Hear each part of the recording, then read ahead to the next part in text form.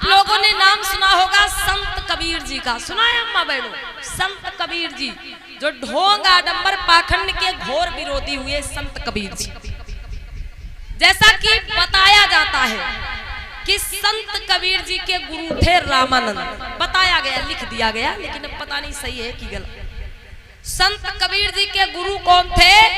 रामानंद। तो एक दिन क्या होता, यही श्राद्ध के दिन चल रहे थे, आश्रम में अनेक बच्चे थे, तो रामानंद जी को याद आया कि भाई श्राद्ध के दिन चल रहे हैं, हर कोई अपने पुरखों का श्राद्ध कर रहा है, तो हमको भी अपने पुरखों का श्राद्ध करना चाहिए।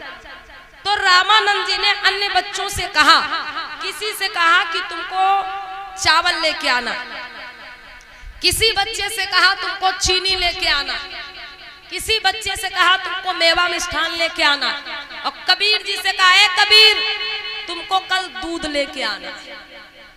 तो कबीर जी बोल पड़े, गुरुजी दूध क्या करोगे? रामानंद जी बोले, अरे दूध क्या करेंगे, ये श्राद्ध के दिन चल रहे हैं, कल हम अपने पुरखों का श्राद्ध करेंगे। तो कबीर जी फिर बोल पड़े कि गुरुजी एक बात बताइए, आप श्राद्ध करेंगे उसमें खीर बनेगी, तो वो खीर क्या होगी? उस खीर का क्या होगा? श्राद्ध में खीर क्यों बनती है? कबीर जी ने प्रश्न किया।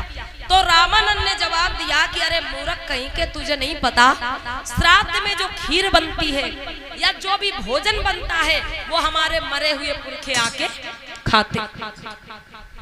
जो भी हमारे पुरखे मर गए वो श्राद्ध का भोजन आके खाते हैं। कबीर जी ने सुन लिया, चुप हो गए, बोले ठीक। दूसरे दिन क्या होता भाई, कबीर जी जब उसी दिन घर पहुंचे तो रात में माताओं बहनों उनके पड़ोस में एक गाय मर गई। गाय जो थी वो दूध देती थी, बीमार थी, मर गई। तो उस गाय को उठा के लोग जंगल में छोड़ आए।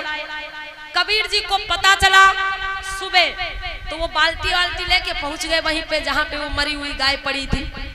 उस गाय के पास में बैठ गए, थोड़ी बहुत घास इधर उधर से काट लिया और उस गाय के आगे वो घास का ऊंचा सा ढेर रख दिया और बैठ गए बाल्टी लेकर के वहीं पे। अब वही रास्ता था आश्रम को जाने का। अन्य बच्चे जब निकले, भाई कोई चावल लेके जा रहा, कोई चीनी लेके जा रहा, जैसा बताया गया था। अब बच्चों ने देखा कबीर यहाँ पे बैठा हुआ है, तो वो हंसते हुए मजाक उड़ाते हुए चले गए। काफी समय हो गया जब कबीर जी दूध लेके नहीं आए, बिना दूध के खीर कैसे बनेगी? तो रामानंद बोले कि अरे बच्चों, ये कबीर अभी तक क्यों नहीं आया? तो बच्चे बोले, गुरुजी कबीर आने वाले भी नहीं है। बोले क्यों? बोले अरे वो मरी हुई गाय के पास बाल्टी लेके बैठे हैं और वो जरूर उल्टा सीधा दिमाग में कुछ चल रहा है कबीर के।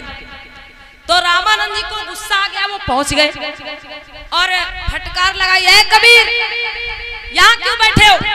तुमको काम दिया गया था कि आश्रम में दूध लेके आना है, और जब तक तुम दूध लेके नहीं पहुंचोगे फिर खीर कैसे बनेगी? खीर नहीं बनेगी तो श्राद्ध कैसे होगा? कबीर जी बोले, अरे गुरुजी वही तो काम कर रहे हैं, उसीलिए तो यहाँ पे बैठे हैं। ये गाय देख रहे हो आप, इस गाय से हम कब से विनती कर रहे हैं कि हे गाय तू उठ जा।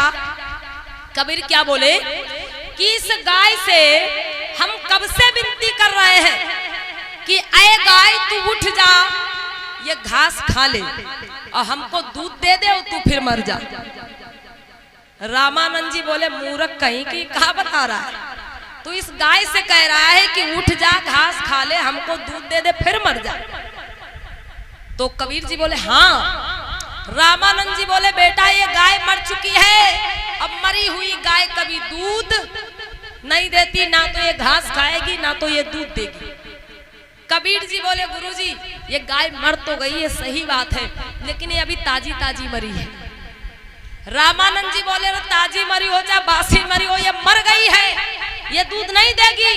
फिर कबीर जी बोले, गुरुजी ये गाय अभी 4-5 घंटा पहले मरी है। रामानंद जी बोले, बेटा ये 4-5 घंटा पहले मरी हो चाहे 10 मिनट पहले मरी हो, ये मर गई है और ये उठ के अब ना तो घास खाएगी ना तो दूध देगी। कबीर जी बोले, देखो मैं नहीं मानता इस बात को, मैं तो इस गाय से बस इतना ही कह रहा हूँ कि ऐ गाय तू उठ जा, घास खा ले, हमको दूध दे दे, तू फिर मर जा, चाहे जहाँ चली जा, लेकिन हमको दूध दे दे। रामानंद जी फटकार के बोले, बेटा ये गाय मर चुकी है, और मरी हुई गाय कभी घास नहीं खाएगी ना तो दूध देगी। तो कबीर जी बोले अच्छा गुरुजी, ये गाय अभी 4-5 घंटा पहले मरी है, इसका शरीर तो मेरे सामने पड़ा हुआ है, तो ये गाय उठ के घास नहीं खा सकती। और आपके पुरखा पता नहीं कितने बरस पहले मरे हुए। कबीर जी क्या बोले कि आपके पुरखा तो पता नहीं कितने वर्ष पहले मरे हो, उनकी हड्डियों का भी पता नहीं है, तो वो आके खीर खा सकते हैं, और ये गाय जिसका शरीर मेरे सामने पड़ा है ये उठ के घास नहीं खा सकती। अब रामानंद जी चुप, कोई जवाब नहीं। कबीर जी बोले कि भाई ये गाय तो अभी 4-5 घंटा पहले मरी है, इसका पूरा शरीर तो मेरे सामने पड़ा है, तो ये उठ के घास नहीं खा सकती, तो फिर आपके पुरखा जो बरसों पहले मरे हैं, जिनके हड्डी मांस का कुछ भी पता नहीं है, वो आके खीर कैसे खा सकते हैं?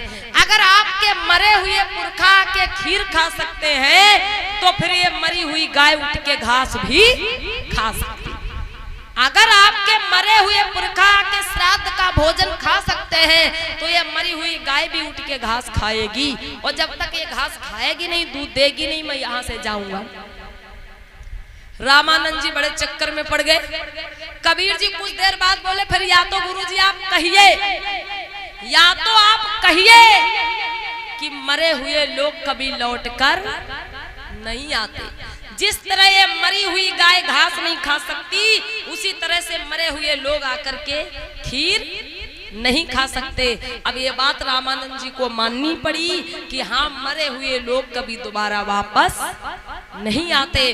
बोलिए संत कबीर की दया हो।